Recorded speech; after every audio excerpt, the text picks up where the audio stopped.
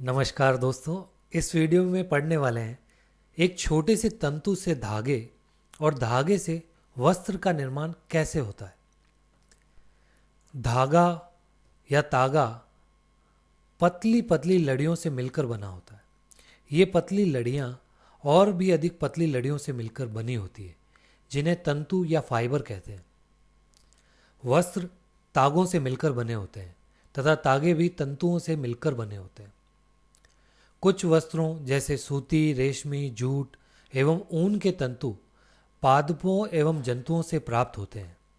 इन्हें प्राकृतिक तंतु या नेचुरल फाइबर्स कहते हैं। रुई व जूट पादपों से प्राप्त होने वाले तंतु हैं। ऊन तथा रेशम जंतुओं से प्राप्त होने वाले तंतु हैं। भेड़ व बकरी की कर्तित ऊन या कहें काटे गए बालों से ऊन प्राप्त होती है।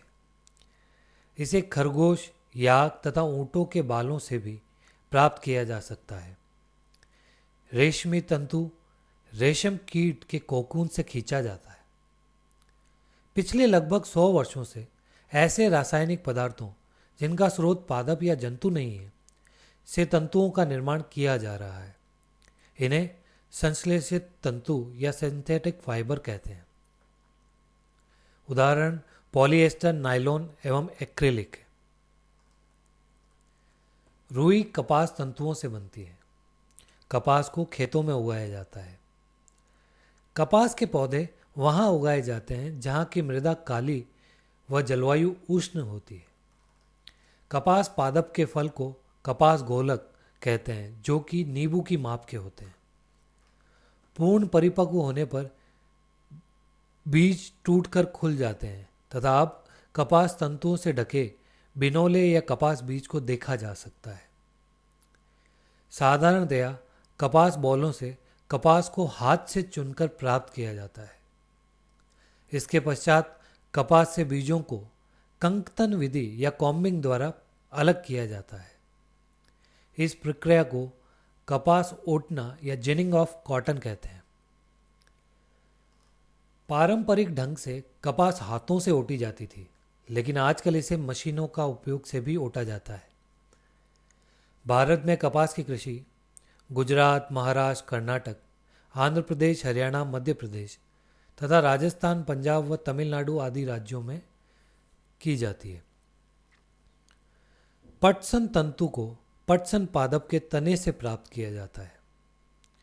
भारत में इसकी खेती वर्षा ऋतु में की जाती है। भारत में पटसन को मुख्य रूप से पश्चिम बंगाल, बिहार एवं असम में उगाया जाता है। सामान्यतः पटसन की फसल को पुष्पन की अवस्था में काटा जाता है। फसल काटने के बाद पौधे के तनों को कुछ दिनों तक जल में डुबोकर रखते हैं।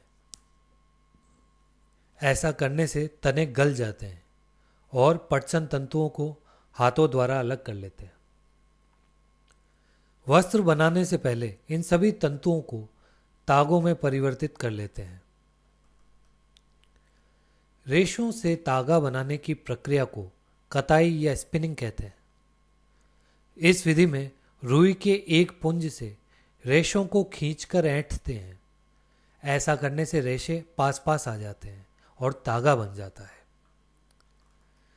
कताई के लिए एक सरल युक्ति एक हस्त तकुआ का उपयोग किया जाता है, जिसे तकली भी कहते हैं। हाथ से प्रचालित कताई में उपयोग होने वाली एक अन्य युक्ति चरखा है। हाथ से कते तागों से बुने वस्त्र को खादी कहते हैं।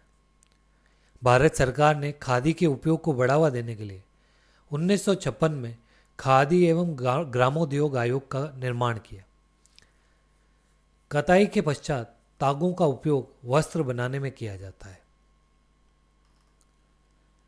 तागे से वस्त्र बनाने की कई विधियां हैं। इनमें से दो प्रमुख विधियां हैं, बुनाई या विविंग तथा बंधाई या नेटिंग। तागों के दो सेटों को आपस में व्यवस्थित करके वस्त्र बनाने की प्रक्रिया को बुनाई या विविंग कहते हैं। वस्त्रों की बुनाई करघों या लूम्स पर की जाती है।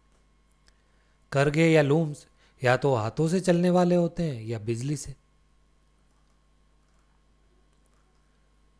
स्वेटर को बंधाई या निटिंग विधि से बनाया जाता है। इसमें एक तागे के उपयोग से वस्त्र बनाया जाता है। मोजे एवं बहुत सी अन्य वस्तुएं ऐसे वस्त्र के द्वारा बनाई जाती है। ऐसी बुनाई हाथों एवं मशीनों के द्वारा की जाती है। फ्लैक्स भी एक पादप है जिससे प्राकृतिक तंतु प्राप्त होता है।